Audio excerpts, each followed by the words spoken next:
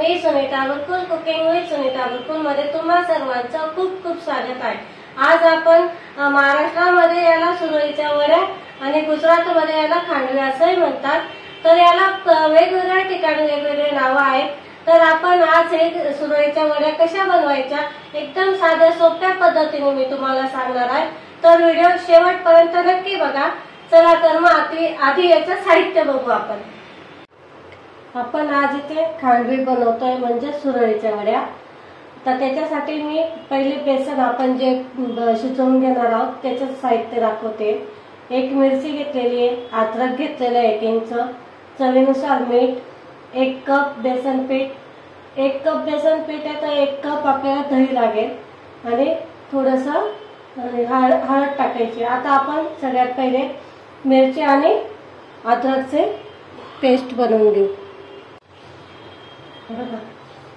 आपण इथं पीठ, बेसन पीठ, दही, हळद, मीठ आणि अद्रक लसूण टाकून सनी छान असं मिक्स करून घेतोय। तर याच्यामध्ये आपल्याला थोडं थोडं पाणी घालायचं आहे, एकदम नाही घालायचं। शेवटी मी तुम्हाला सांगते किती पाणी वापरलं ते।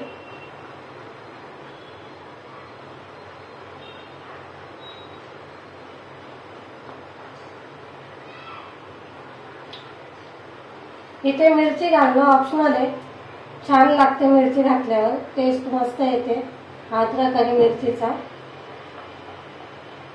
कारण आपल्या महाराष्ट्रामध्ये थोडं झणझणीतच लागतं, त्याच्यामुळे मिरची वापरणं ऑप्शनल आहे। तुम्हाला आवडत असेल तर तुम्ही वापरा, नाही टाकली तरी चालते।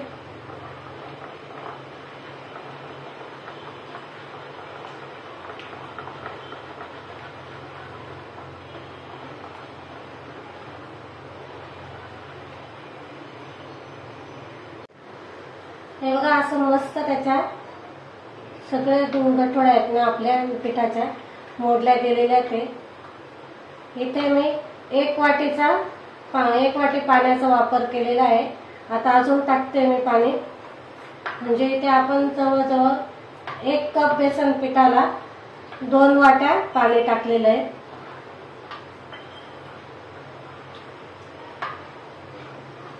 हे बघा असं पाहिजे त्याचं। आता हे सगळं आपण एक पॅन घेतलेला आहे मी,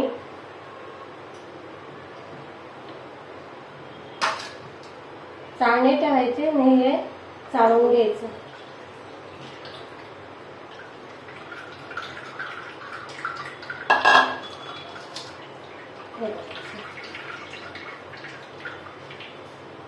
हे जर असं जर राहिलं तर मग तुमच्या वड्या पडणार नाही,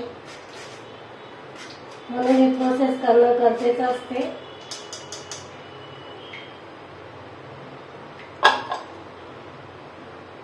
आपण गॅसवर ठेवलेला आहे तो पॅन,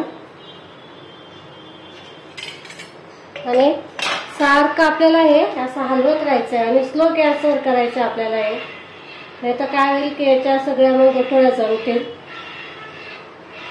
म्हणून आपल्याला असं हळूहळू व्यवस्थित घाई न करता स्लो गॅसवर करायची ही प्रोसेस।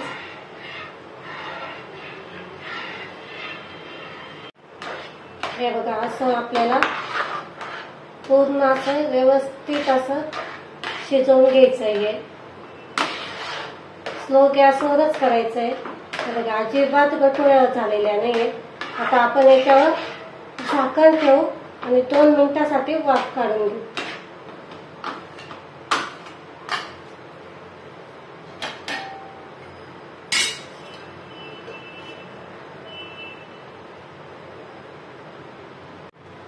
आपण चेक करू, हे बघा मस्त असा कलर आलेला आहे त्याला, बघू शकता तुम्ही, मस्त चकाकी पण आलेली आहे।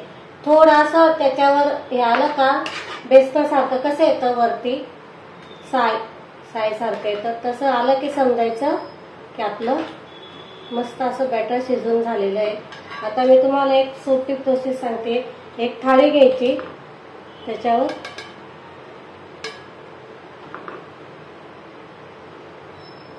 बेसन टाकून घ्यायचं, असं हे जे केलेले आपण हे मोड बॅटर टाकून घ्यायचं आणि असं करून बघायचं. बघा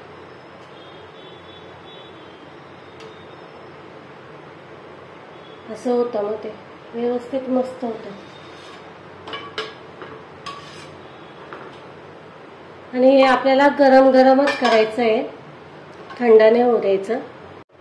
बघा मी ताट घेतलेलं आहे, त्या ताटाला पहिलेच तेल लावून ठेवलेलं आहे आणि आपण हे असं, आणि हे बाकीचं जे उरलेलं राहील ते झाकून ठेवायचं आपल्याला, म्हणजे मग ते थंड नाही होऊ द्यायचंय. बघा असं टाकत चालायचं.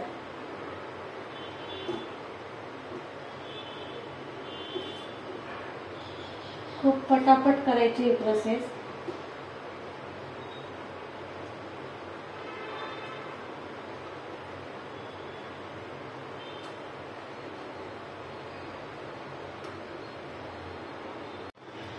हे बघा असे मस्त करून घेतलेले ते आपण. आता त्याच्यावर मी थोडेसे ओलं किंवा सुकं खोबरं टाका, म्हणजे छान चव पण येते, मस्त पीठ नाही लागत. मग थोडीशी कोथिंबीर.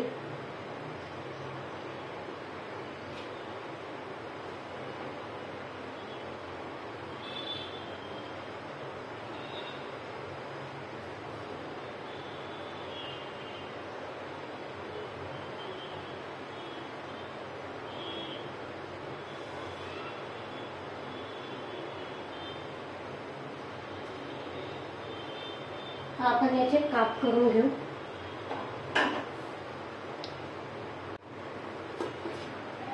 असे काप करायचे, व्यवस्थित होतात काप. थंड झाल्यानं व्यवस्थित मस्त निघतात. मग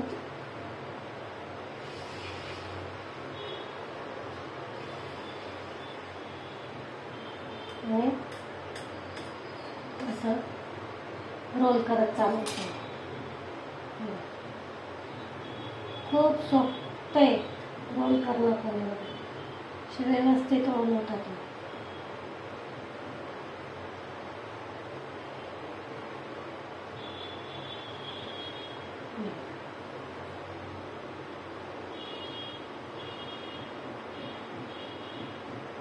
अशाच पद्धतीने मी आता सगळे करून घेते. आता आपण फोडणी तयार करतोय. मी इथे 2 चमचे तेल घेतलेलं आहे, ते छान गरम होऊ द्यायचं आहे, चांगलं कडकडीत. आपण आता याच्यामध्ये जिरं घालतोय.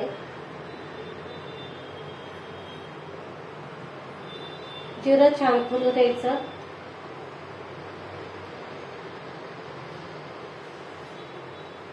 मोहरी घालायची.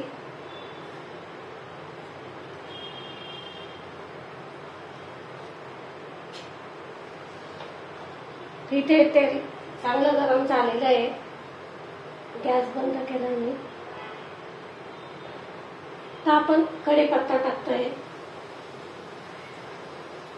हिरव्या मिरच्या,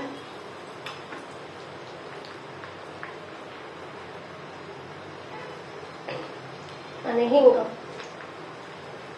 हिंग आपण ज्यावेळेस बेसन पिठाचा ज्यावेळेस बॅटर बनवून घेतलं त्यावेळेस टाकलं तरी चालेल, यावेळेस तो फोडणीला टाकायचा. असं आता ही फोडणी आपल्याला पूर्ण थंड होऊ द्यायची आहे, नाही तर काय होईल की आपले जे हे केलेले आहे ना आपण, त्याचा पूर्ण कलर बदलेल. मग त्याच्यामुळे ही आपल्याला फोडणी पूर्ण थंड होऊ द्यायची. ही जी फोडणी आहे ही आपल्याला याच्यावर टाकून द्यायची आहे.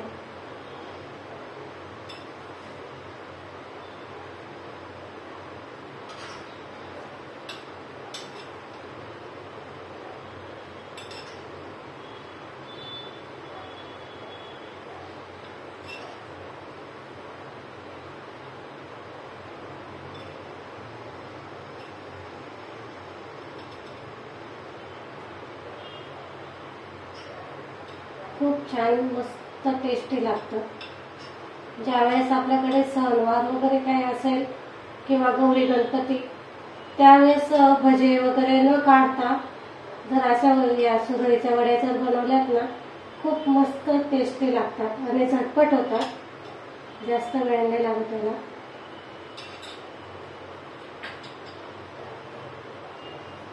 त्याच्यावरती कोथिंबीर, खोबरं टाकते मी पहिले आणि कोथिंबीर टाकायची.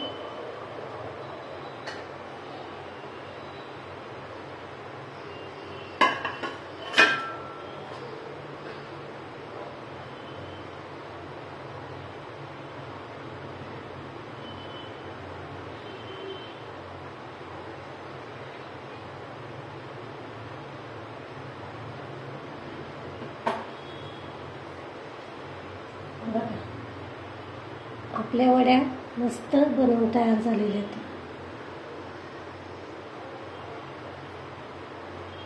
बघा इथे आपल्या मस्त अशा सुंदर आणि सुबक सुरळीच्या वड्या बनवून तयार आहे.